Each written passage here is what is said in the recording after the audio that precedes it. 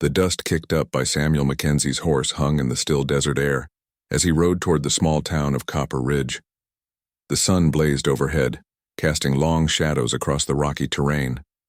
Samuel had been riding for 3 days straight, searching for his missing cattle that had wandered off during a fierce thunderstorm. His weathered face showed the strain of sleepless nights and endless worry about his struggling ranch. As he approached the outskirts of town, an unusual commotion caught his attention. A crowd had gathered near the old oak tree that stood at the center of the town square. Samuel could hear angry voices shouting and the sound of horses stamping impatiently. Something was very wrong. He urged his tired horse forward, pushing through the gathering crowd to see what was happening. What Samuel saw made his blood run cold. 7 young Apache girls, none older than 16, stood beneath the massive oak tree with nooses around their necks. Their hands were tied behind their backs, and their dark eyes showed a mixture of fear and defiance. The girls wore traditional Apache clothing that was torn and dirty, suggesting they had been captured after a struggle. Some of the girls had bruises on their faces and arms, evidence of rough treatment. Sheriff Tom Bradley stood nearby, holding a piece of paper that he claimed was an official warrant. The sheriff was a large man with a thick mustache and cruel eyes. He wore a badge that gleamed in the sunlight, but Samuel had always suspected that Bradley cared more about money than justice. Several townspeople surrounded the girls, their faces twisted with hatred and bloodlust. They shouted accusations and demanded immediate justice. These savages killed innocent families. Sheriff Bradley announced to the crowd, "We found them near the burned remains of the Patterson homestead. The evidence is clear and justice must be served." The crowd roared its approval, hungry for revenge. Samuel noticed that most of the men in the crowd were strangers to him. They wore expensive clothes and carried themselves like city folk, not the simple farmers and ranchers he knew from the area.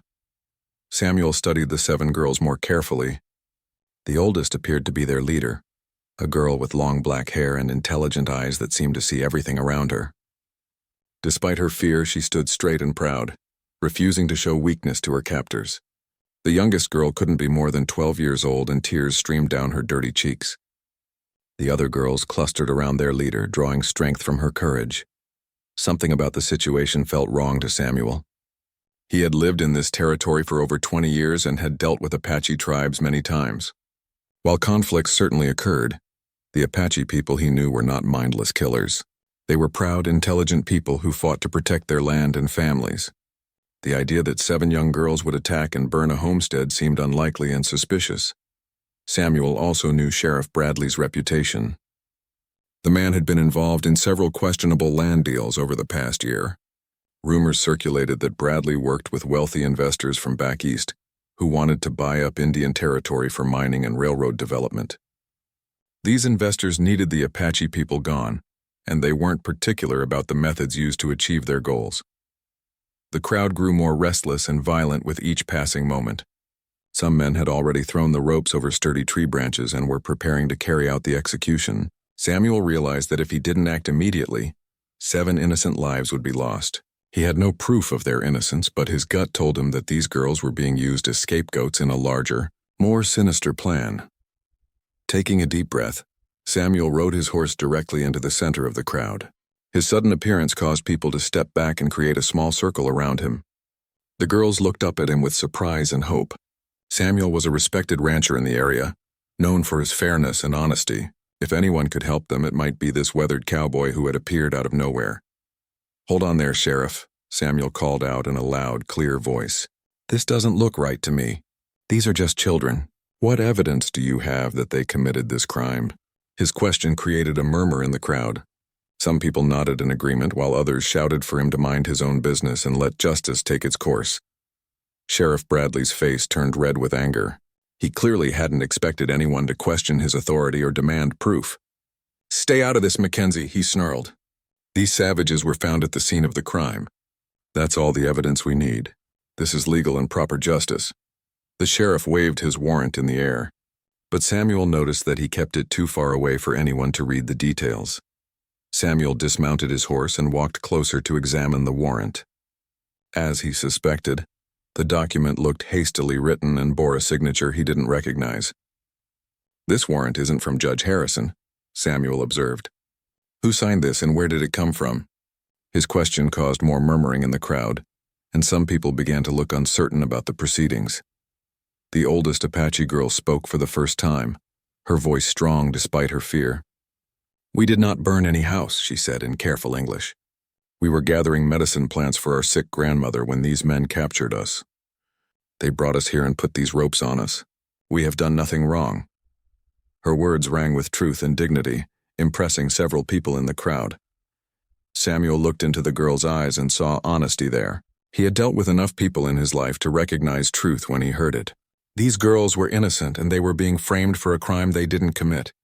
The question was why and who was behind this terrible injustice. Samuel knew he was about to make enemies, but he couldn't stand by and watch innocent children die. "I'm taking these girls into my custody," Samuel announced boldly. "Until we can get a proper investigation and a real judge to look at this case, they'll be staying at my ranch." The crowd erupted in angry shouts, but Samuel stood his ground, his hand resting on his gun.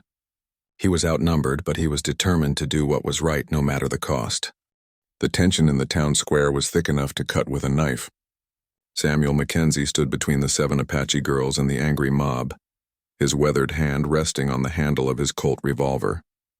Sheriff Bradley's face had turned purple with rage, and the strange men in expensive suits whispered urgently among themselves. Samuel could see that his intervention had disrupted carefully laid plans, but he couldn't yet understand the full scope of what was happening.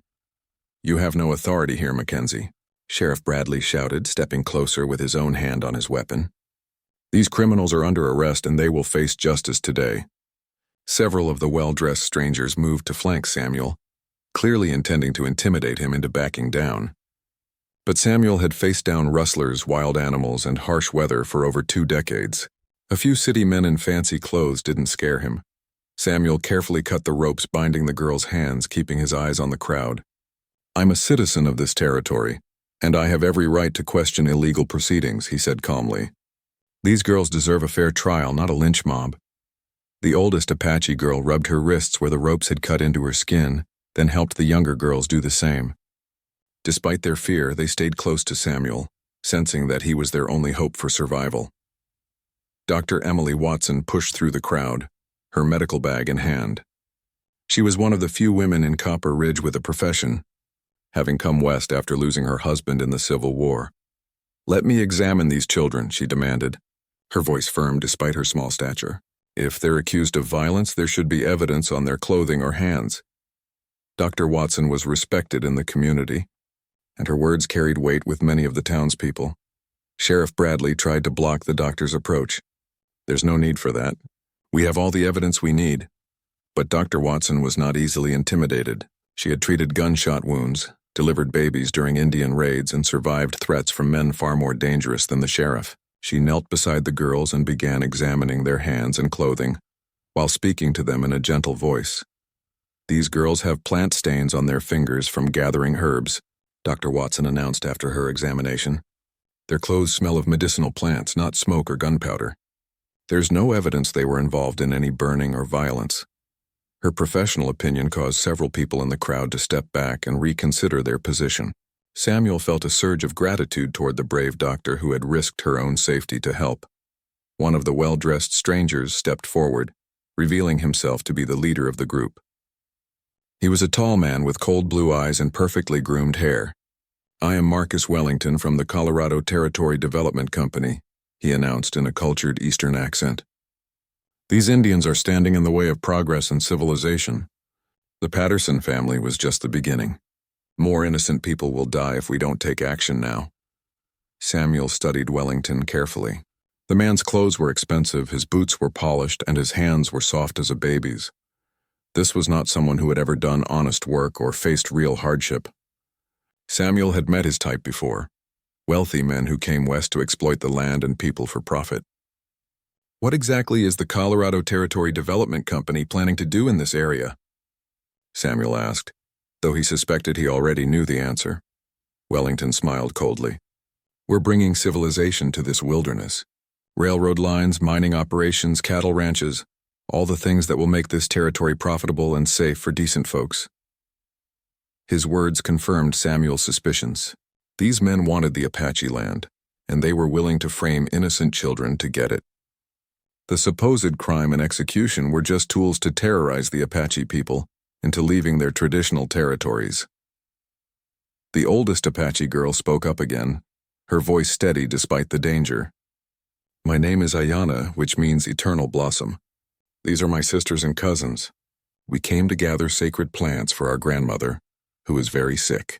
We saw the burned house from far away, but we did not go near it. When we smelled the smoke, we were afraid and tried to return home.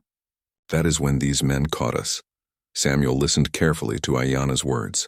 Her story made sense and explained why the girls were in the area. More importantly, her manner of speaking suggested intelligence and honesty. Samuel had learned to judge character during his years on the frontier, and everything about these girls suggested innocence. They were victims, not criminals. Dr. Watson stood up and faced the crowd. "I've been a doctor for 15 years, and I've seen the aftermath of real violence. These children show no signs of having committed any crimes. Their story about gathering plants is consistent with the evidence on their clothing and hands." Her medical testimony was devastating to the case against the girls, and Samuel could see Sheriff Bradley growing more desperate and dangerous. Wellington signaled to several of his men, who began moving to surround Samuel and the girls. "Enough of this delay," Wellington declared. "These savages are guilty and they will face justice now. Anyone who interferes will be considered an accomplice to their crimes." The threat was clear.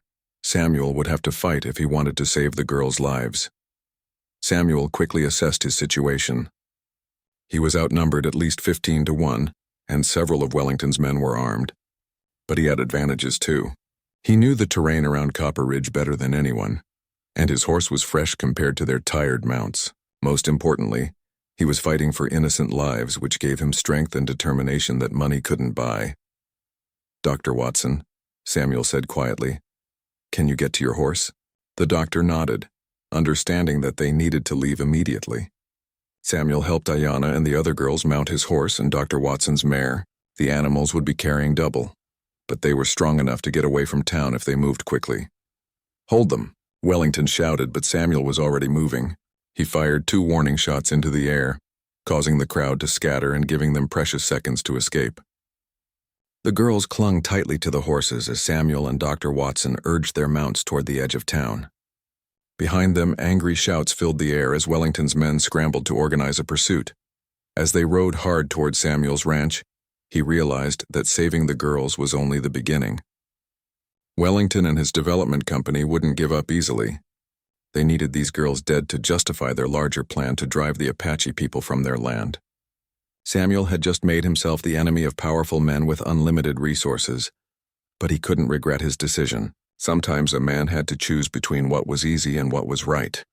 The sound of thundering hooves echoed across the desert as Samuel Mackenzie led his desperate group toward his ranch.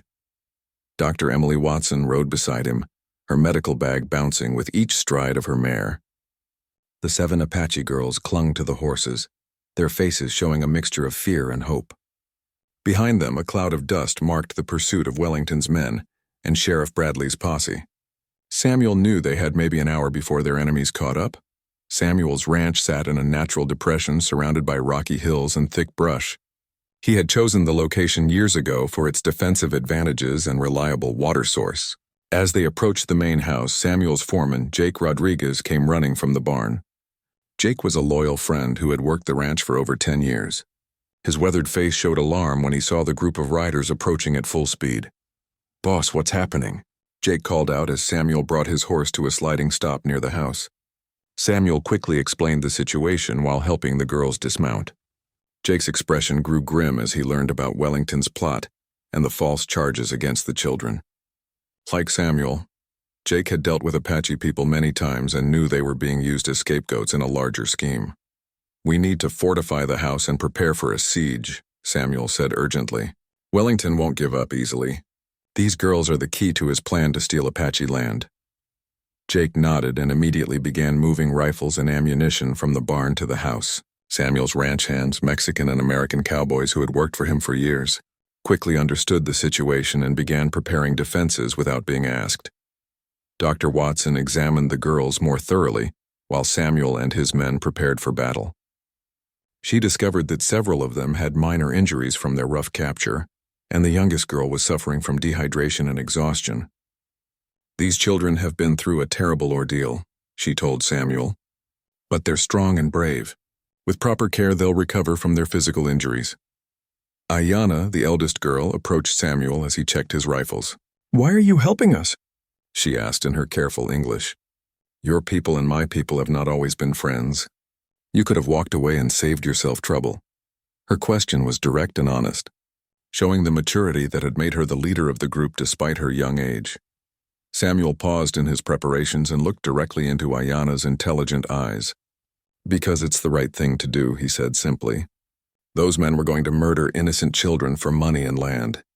I couldn't stand by and watch that happen, no matter what tribe you belong to. His words seemed to touch something deep inside the girl, and tears formed in her eyes for the first time since her capture. As the afternoon wore on, Samuel learned more about the girls and their situation. Ayanna explained that they were from a peaceful band led by her grandfather, Chief Running Bear. Their people lived in the mountains and rarely came into conflict with white settlers. They survived by hunting, gathering plants, and trading with friendly ranchers and traders. The girls had been sent to gather rare medicinal plants needed to treat their grandmother's serious illness. My grandmother is very wise, Ayanna explained. She knows the old ways of healing and teaches them to us. We were gathering ghost flower and mountain sage when the men came. They rode fast and surrounded us before we could run. They said we had burned a house and killed a family, but we had never seen this place before they brought us there. Samuel realized that Wellington's men had probably burned the Patterson homestead themselves, then captured the Apache girls to blame for the crime. It was a clever and ruthless plan, designed to inflame hatred against all Apache people in the territory. Once fear and anger reached a fever pitch, Wellington's development company could move in and claim that military action was necessary to protect innocent settlers. Dr. Watson discovered additional evidence that supported the girls' innocence. I've treated burn victims before, she told Samuel. If these girls had been near a major fire, their clothing and hair would show signs of smoke damage. Instead, they smell of medicinal plants and clean mountain air. They're telling the truth about gathering herbs for their grandmother. Jake Rodriguez climbed down from the roof where he had been acting as a lookout. Boss, I can see dust clouds approaching from 3 directions, he reported grimly. Looks like they've split into groups to surround us. I count at least 20 riders, maybe more. Samuel nodded, having expected this development. Wellington had the resources to mount a serious assault, and he clearly intended to recover the girls and eliminate anyone who might expose his plan. Samuel gathered his ranch hands and Dr. Watson for a final discussion of their defensive strategy. His men were experienced fighters who had faced Indian raids, rustlers, and wild animals. They were loyal to Samuel and understood that they were fighting for something important. We're outnumbered, but we have good positions and plenty of ammunition, Samuel explained. Our goal is to hold them off until we can get word to the territorial authorities or the army. Miguel Santos, one of Samuel's most trusted cowboys, volunteered to try to reach the army fort 50 miles away. I can take the back trail through the canyon, he offered. My horse is fast and I know those rocks better than any outsider.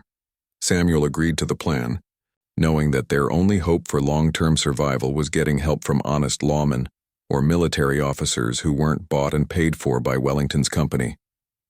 As the sun began to set, the attacking force took positions in the hills around Samuel's ranch. Wellington himself rode forward under a white flag, apparently wanting to negotiate. Samuel met him at the edge of his property, keeping his rifle ready and staying within range of covering fire from his men. The confrontation would determine whether this conflict could be resolved peacefully or would explode into deadly violence. Mackenzie, you're harboring dangerous criminals, Wellington called out from his horse. Surrender those savages and we'll consider letting you live. Refuse, and you'll face the consequences of your decision. His ultimatum was delivered with the cold confidence of a man who had never failed to get what he wanted through money, intimidation, or force. Samuel stood his ground, knowing that the lives of 7 innocent children depended on his answer. These girls are under my protection until they can receive a fair trial from an honest judge, he replied firmly. If you want them, you'll have to come through me and my men. His defiance marked the point of no return. From this moment forward, there could be no compromise or peaceful resolution to the crisis that had begun with a rescue and was now becoming a war. The first shots rang out just as the sun disappeared behind the western mountains, painting the sky blood red. Wellington's men had positioned themselves in a rough circle around Samuel's ranch, using rocks and brush for cover. Their plan was to wear down the defenders with constant gunfire, while preventing anyone from escaping to get help. Samuel had faced many dangerous situations in his life, but never anything quite like this organized assault by wealthy criminals who had the law on their side. Samuel's ranch house was built from thick adobe walls that could stop most rifle bullets. The windows were small and positioned to provide good fields of fire in all directions. Jake Rodriguez had spent years improving the defenses based on his experience fighting Apache raiders in his younger days. Ironically, those same defensive preparations were now being used to protect Apache children from corrupt white men who wanted them dead. Dr. Emily Watson had transformed the main room into a medical station where she could treat wounded defenders while staying safe from gunfire. The 7 Apache girls huddled together in the center of the room, comforting each other and trying to stay calm despite the terrifying sounds of battle outside. Ayanna, the eldest, helped Dr. Watson by tearing cloth into bandages and preparing medical supplies. Even in this desperate situation, the girl showed remarkable courage and maturity.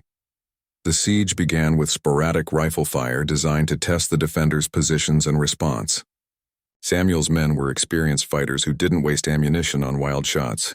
They waited for clear targets and made every bullet count. Wellington's attackers soon learned that storming the ranch house would cost them dearly. After losing 2 men in the first assault, they settled down for a longer siege designed to starve out the defenders. During a brief lull in the fighting, Samuel gathered information about their enemies' positions and capabilities. Jake Rodriguez had counted at least 25 attackers, including Sheriff Bradley and several professional gunmen who were clearly not local cowboys. These hired killers wore matching black clothes and carried expensive weapons. Wellington had spared no expense in assembling a small army to eliminate the Apache girls and anyone who tried to protect them. "Boss, they've got us surrounded pretty tight," Jake reported from his position near the front window, "but I don't think they expected this much resistance. Those fancy gunmen from back east aren't used to fighting folks who shoot back." Samuel nodded, knowing that their best hope was to make the siege so costly that Wellington would be forced to reconsider his plans or seek easier targets. As the night wore on, the attackers tried several different tactics to break the defenders' resistance. They attempted to set fire to the barn, but Samuel's men drove them off with accurate rifle fire. They tried to approach the house under cover of darkness, but Jake had positioned oil lamps in strategic locations that illuminated potential approach routes. Every attack was repelled, but the defenders were using ammunition rapidly and would eventually face shortages if the siege continued. Around midnight, Dr. Watson made a disturbing discovery while treating a minor wound on one of Samuel's men.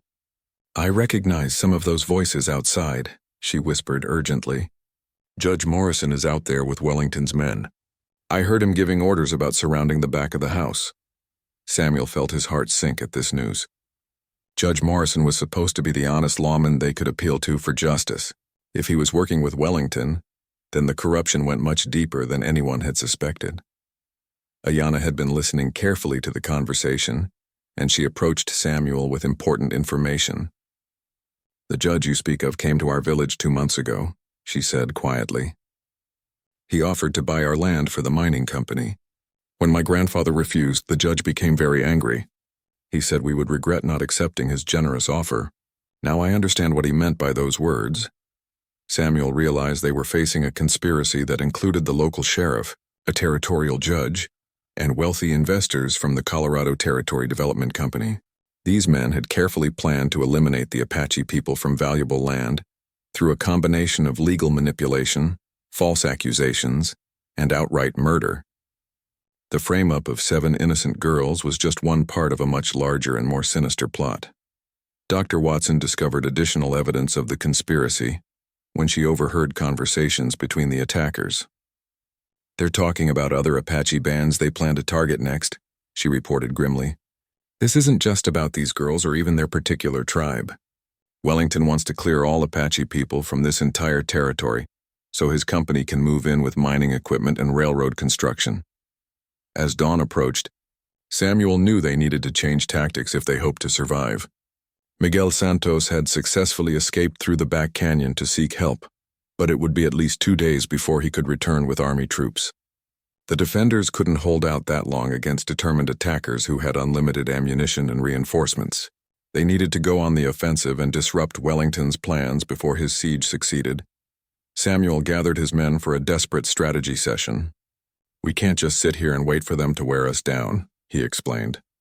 "We need to capture Wellington or Judge Morrison and force them to confess their crimes. If we can get a confession, we might be able to turn some of their own men against them."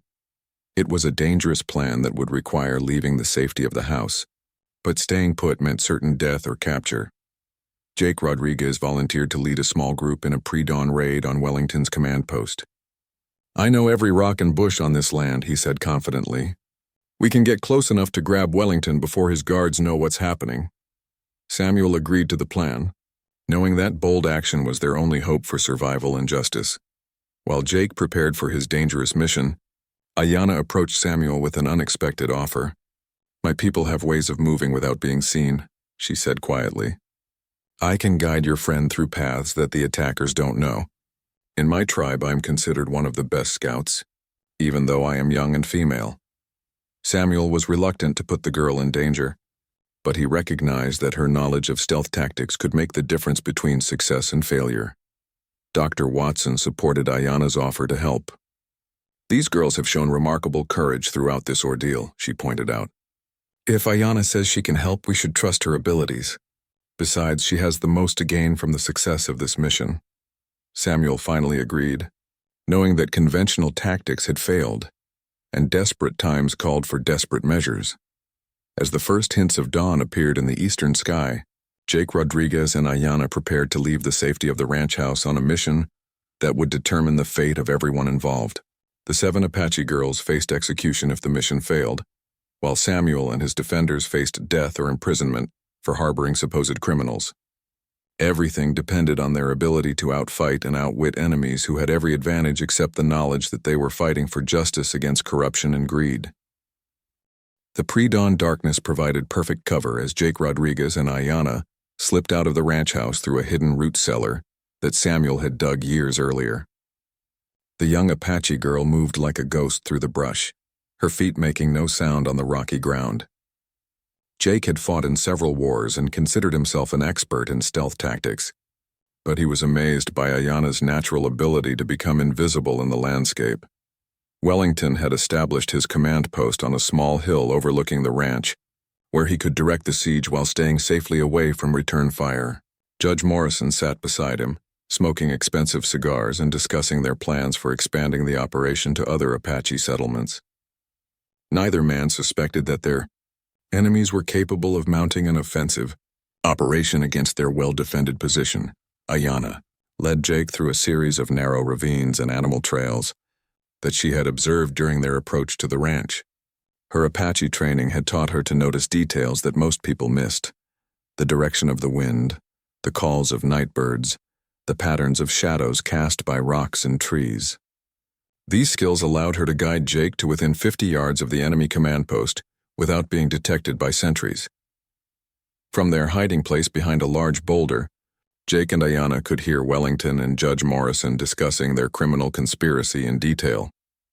"Once we eliminate these witnesses, we can proceed with Phase 2 of the operation," Wellington was saying. "I want every Apache band in this territory dead or driven onto the worst reservation land we can find.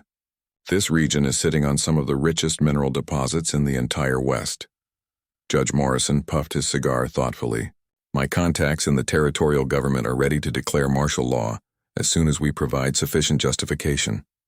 A few more massacres blamed on Apache. Raiders should give us all the legal authority we need to bring in federal troops," the conversation confirmed. Samuel's worst suspicions about the scope of the conspiracy they were fighting, Ayanna whispered urgently to Jake. "There are guards on 3 sides, but the back of their camp is only watched by 1 man. If we can eliminate him quietly, we can approach Wellington and the judge without being seen." Jake studied the layout carefully and agreed with her assessment. The guard was sitting against a tree, half asleep after a long night of siege warfare. Jake crept forward while Ayanna created a distraction by mimicking the call of a desert owl. The guard turned his head toward the sound, giving Jake the opportunity to strike with the butt of his rifle. The man collapsed silently, and Jake signaled for Ayanna to join him. Together they moved toward the command post where Wellington and Judge Morrison continued their conversation, unaware that their enemies were listening to every word. The Patterson family served their purpose, Judge Morrison was saying. When we burned their homestead and blamed it on Apache raiders, we created exactly the kind of outrage we needed. Too bad Mackenzie had to interfere and complicate our plans. Wellington nodded in agreement, confirming that they had murdered an innocent family to justify their larger scheme of land theft and genocide. Wellington pulled out a detailed map of the territory and pointed to various locations, marked with red ink. These are all the Apache settlements we need to eliminate over the next 6 months. My investors in Denver are getting impatient for results. They've already sold shares in mining operations based on our promises to clear the land of all Indian inhabitants. The map revealed the full scope of their murderous plans. Dozens of Apache communities were targeted for destruction. Jake realized they had heard enough evidence to expose the entire conspiracy, but they needed to capture Wellington and Judge Morrison alive to force public confessions. He signaled to Ayanna that they should move closer and prepare to take the 2 men prisoner. The girl nodded her understanding and began circling to approach from a different angle.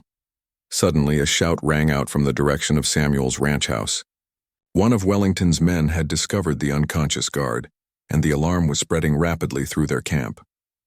"We've been infiltrated," the man yelled. "Search everywhere! Find the intruders!" Lanterns began appearing throughout Wellington's position as his men scrambled to locate the enemy infiltrators. Wellington and Judge Morrison leaped to their feet, drawing their weapons and looking around frantically for signs of danger. Jake knew they had only seconds before the command post would be swarming with armed men. He burst from cover with his rifle aimed directly at Wellington's chest. "Don't move or you're both dead men," he shouted, hoping to intimidate them into surrender. Ayanna appeared simultaneously from the opposite direction, holding a knife she had taken from one of the unconscious guards. Despite her youth and small size, she looked deadly serious as she moved toward Judge Morrison.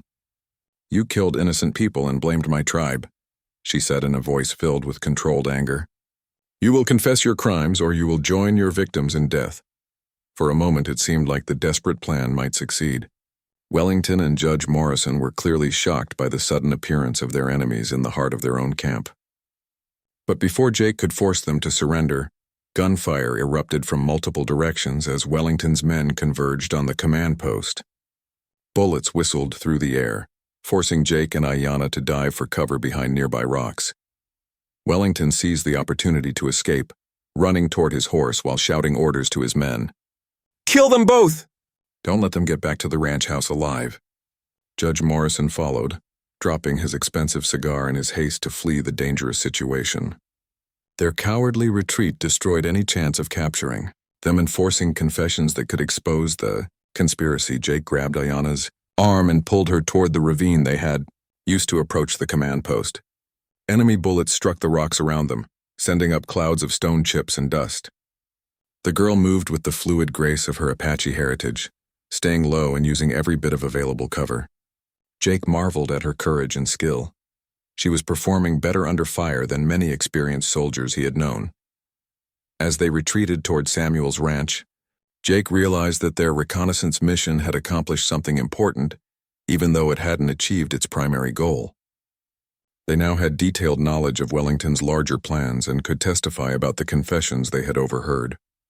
More importantly, they had disrupted the enemy command structure and forced Wellington to reveal his position to Samuel's defenders. The run back to the ranch house became a deadly race as Wellington's men pursued them through the rocky terrain. Ayanna's knowledge of the landscape proved invaluable, as she led Jake through shortcuts and hiding places that allowed them to stay ahead of their pursuers.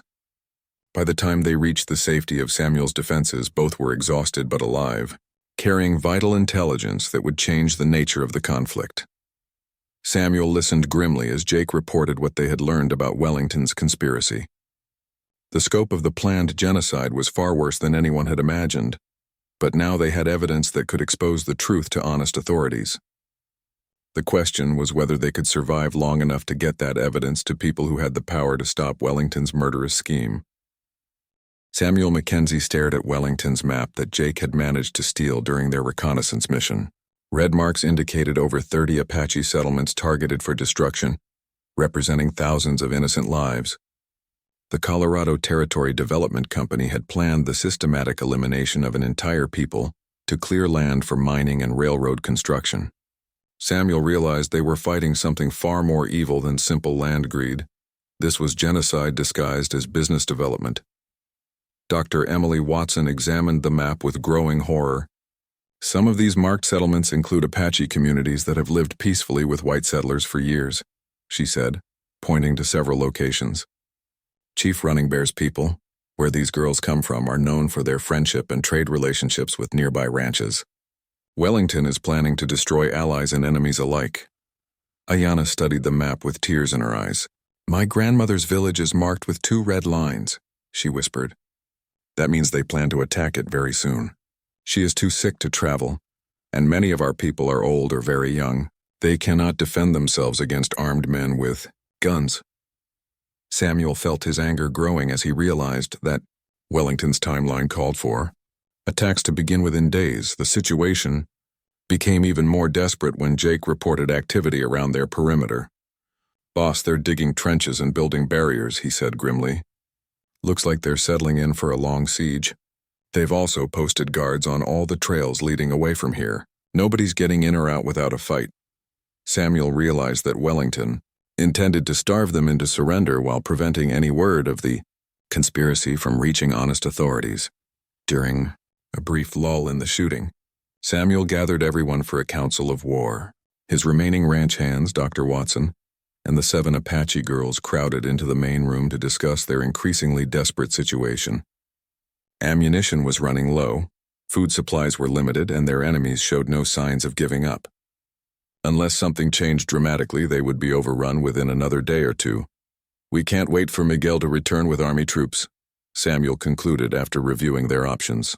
Wellington will attack the Apache villages long before help arrives. We need to break out of this siege and warn Chief Running Bear's people about what's coming. It was a dangerous plan that would require splitting their small force and leaving the ranch house vulnerable to assault. Ayanna surprised everyone by volunteering for the most dangerous part of the mission. I know secret paths through the mountains that Wellington's men cannot follow, she said with quiet determination. I can reach my grandfather's village in one day if I travel alone and move quickly. But someone must come with me to serve as a witness when I tell them about the conspiracy. Dr. Watson immediately volunteered to accompany Ayanna on the treacherous journey to warn the Apache villages. As a doctor, I have a duty to protect innocent life wherever I find it, she declared. These people need medical help as well as warning about Wellington's plans. I can treat the sick grandmother and help organize evacuation of the most vulnerable tribal members. Samuel was reluctant to split his forces further, but he recognized that warning the Apache villages was their only hope of preventing a massacre. Jake Rodriguez offered to create a diversion that would allow the 2 women to escape undetected. I'll take 2 men and attack their supply wagons, he suggested. While they're busy chasing us, the ladies can slip away through the back canyon. The plan required precise timing and considerable luck, but it represented their best chance of exposing Wellington's conspiracy before more innocent people died. Samuel distributed their remaining ammunition carefully, keeping enough for defense while giving Jake's raiding party sufficient firepower for their diversionary attack. Every bullet would have to count in the coming battle. As evening approached, Jake prepared for his dangerous mission while Dr. Watson and Ayanna gathered medical supplies and evidence of Wellington's crimes. The stolen map would serve as proof of the conspiracy's scope, while Dr. Watson's medical testimony could confirm that the 7 girls were innocent of any wrongdoing. Together, these pieces of evidence might convince honest authorities to investigate Wellington's operation. Wellington seemed to sense that his enemies were planning something desperate. His men increased their patrols around the ranch perimeter and began probing attacks designed to test the defenders' remaining strength. Samuel realized that the corporate executive was growing impatient with the siege and might order a final assault regardless of casualties to his own. Men Judge Morrison arrived at Wellington's command post with Disturbing news about developments in the territorial capital. My contacts in Denver are asking questions about our operation, he reported nervously. If this siege continues much longer, we'll attract unwanted attention from federal investigators. We need to finish this quickly and eliminate all witnesses. Wellington's response was cold and calculating. Then we attack at first light with everything we have. No prisoners, no survivors. Make it look like the Apache girls killed Mackenzie and his people before we could rescue them. That story will justify whatever actions we need to take against the remaining Apache settlements. The conversation confirmed Samuel's fears that they were running out of time for their desperate escape plan. As darkness fell over the besieged ranch, Samuel's small band of defenders prepared for what might be their final battle. Jake Rodriguez and his 2 volunteers blackened their faces with soot and checked their weapons one last time. Dr. Watson packed her medical bag with supplies for treating wounded Apache villagers. Hayana braided her long hair for easier travel and tested the knife she would carry for protection during their dangerous journey. The 7 Apache girls who had started this entire crisis gathered around Hayana to say goodbye, knowing they might never see their leader again. Despite their youth, they understood that the fate of their entire people might depend on Ayana's success in reaching Chief Running Bear's village, with warning of Wellington's planned attacks. Their courage in the face of almost certain death impressed even Samuel's hardened cowboys. Samuel checked his rifle one final time and looked around at the people, who had risked everything to fight against injustice and corruption. Tomorrow would bring either victory or death, but tonight they could take pride in knowing they had chosen to stand against evil regardless of the personal cost. Sometimes that was all a person could do. Choose the right side and fight with everything they had. The attack began before dawn with Jake Rodriguez's desperate assault on Wellington's supply wagons. Explosions echoed across the desert as Jake and his 2 volunteers used their remaining dynamite to destroy ammunition stores and create maximum confusion among the enemy forces. The diversion worked perfectly, drawing most of Wellington's men away from the back canyon where Dr. Watson and Ayana were making their escape toward the Apache villages. Samuel watched from the ranch house as his loyal foreman led Wellington's men on a deadly chase through the rocky terrain. Jake knew every trail and hiding place in the area, using his superior knowledge to stay one step ahead of his pursuers. But Samuel could see that the chase was taking Jake farther from the ranch, leaving the remaining defenders dangerously exposed to Wellington's main force. Wellington himself was furious about the escape of the 2 women who could expose his conspiracy to the Apache tribes. "Find them and kill them," he screamed at his remaining men. "If word reaches the other settlements, our entire operation will be compromised." Judge Morrison tried to calm Wellington down, but the corporate executive had lost his cool composure and was making increasingly desperate decisions. Meanwhile, Dr. Watson and Ayana moved swiftly through mountain trails that had been used by Apache hunters for generations. The young girl's knowledge of the terrain proved invaluable as she led them around natural obstacles and potential ambush sites. Dr. Watson struggled to keep up with Ayana's pace, but her determination to save innocent lives gave her strength beyond her normal physical limits. Back at the ranch, Samuel and his remaining men prepared for Wellington's final assault. They had enough ammunition for perhaps an hour of sustained fighting, after which they would be forced to rely on knives and improvised weapons. The 6 Apache girls who remained huddled in the center of the house, their fate tied to the outcome of the approaching battle. Wellington's assault came with the rising sun, a coordinated attack from 3 directions designed to overwhelm the defenders through sheer firepower. Samuel's men fought with the desperation of those who knew they were vastly outnumbered but refused to surrender. Every shot had to count. Every position had to be held as long as possible to buy time for Dr. Watson and Ayana to reach the Apache villages. Judge Morrison led one of the attacking groups, his expensive clothes now dirty and torn from the prolonged siege. The corrupt judge had abandoned any pretense of legal authority and was now simply another hired killer in Wellington's private army. Samuel felt grim satisfaction when one of his cowboys wounded Morrison in the shoulder, sending the judge scrambling for cover behind a water trough.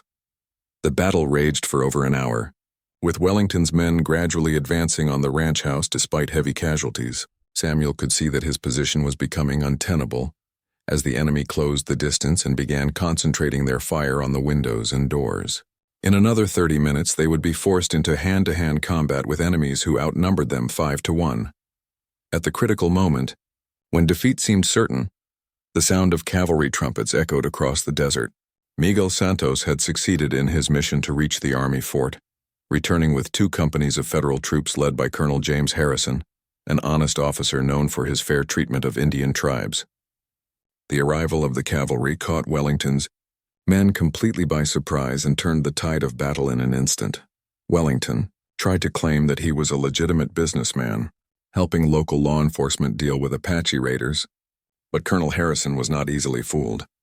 The colonel had received reports about suspicious activities in the territory and was prepared to investigate thoroughly. When Samuel showed him the stolen map with its detailed plans for attacking Apache settlements, Wellington's claims of innocence collapsed completely. Judge Morrison attempted to assert his legal authority over the situation, but Colonel Harrison outranked all local officials when it came to matters involving Indian tribes and territorial security. "You're under arrest for conspiracy to commit murder and incite racial violence," the colonel announced as his soldiers placed Morrison and Wellington in chains. The corrupt judge's protests fell on deaf ears as the evidence against him mounted. The captured map proved to be the key piece of evidence that exposed the full scope of Wellington's conspiracy. Colonel Harrison immediately dispatched riders to warn all the Apache settlements marked for attack, while telegraph messages alerted federal authorities in Denver about the criminal conspiracy. The Colorado Territory Development Company's plans for genocide were stopped. Before they could begin, Dr. Watson and Ayanna reached Chief Running Bear's village just as the first federal troops arrived with warnings about Wellington's planned attack. The old chief was grateful for the warning, but not surprised by the news of the conspiracy. "We have seen these greedy men before," he said in his native language, which Ayanna translated for Dr. Watson. "They want our land and will kill anyone who stands in their way." Chief Running Bear decided to move his people to a more defensible location in the high mountains while federal investigators gathered evidence against Wellington's conspiracy. Dr. Watson treated the chief's wife, whose illness had sent the 7 girls on their plant-gathering mission that started the entire crisis. The old woman recovered quickly under proper medical care, strengthening the bonds between the Apache people and their unexpected white allies. The 7 Apache girls were finally reunited with their families, their ordeal serving as testimony to both the cruelty of their enemies and the courage of those who chose to protect innocent life. Ayanna had become a hero among her people, praised for her bravery in helping to expose Wellington's murderous plans. Her actions had saved not only her own life but potentially thousands of other Apache people who were targeted for elimination. Wellington and Judge Morrison were eventually tried in federal court and sentenced to long prison terms for their crimes. The Colorado Territory Development Company was dissolved, its assets seized to provide compensation for the families affected by their criminal conspiracy. The case became famous throughout the territory as an example of justice prevailing over corruption and greed. Samuel Mackenzie returned to his ranch and the quiet life of raising cattle, but he maintained friendships with Chief Running Bear's people that lasted for the rest of his life. The Apache tribe often sent hunting parties to help Samuel during difficult seasons, while he provided medical supplies and other assistance when they needed help. The crisis had forged bonds between former enemies that proved stronger than the forces that had tried to divide them. Dr. Emily Watson established a medical practice that served both white settlers and Apache tribes throughout the territory. Her courage during the siege made her famous, but she preferred to focus on the quiet work of healing and bringing people together across racial divides. Her friendship with Ayanna continued for many years, with the young Apache woman eventually becoming a respected leader among her people. The attempted hanging of 7 innocent Apache girls had uncovered a conspiracy that threatened an entire people, but it also demonstrated that justice could prevail when good people chose to stand against evil, regardless of the personal cost. Samuel's decision to intervene in what seemed like a simple case of frontier justice had prevented a genocide and created lasting peace between communities that had been manipulated into conflict by greedy men who profited from hatred and fear.